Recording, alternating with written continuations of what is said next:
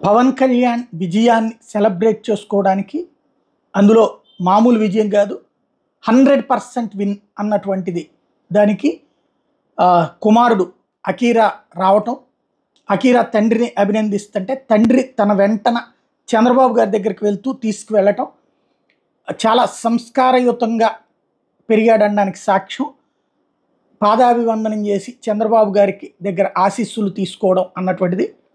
అదే సందర్భంలో చంద్రబాబు గారు, పవన్ కళ్యాణ్ గారు ఇద్దరూ కూడా విజయ సంతోషంతో భేటీ అవ్వడం, నెక్స్ట్ స్టెప్కి సంబంధించి ప్రిపేర్ చేసుకోవడం, ఇక మంత్రివర్గానికి సంబంధించి ఇవన్నీ కూడా తర్వాత తదుపరి చర్చలు ఉంటాయి.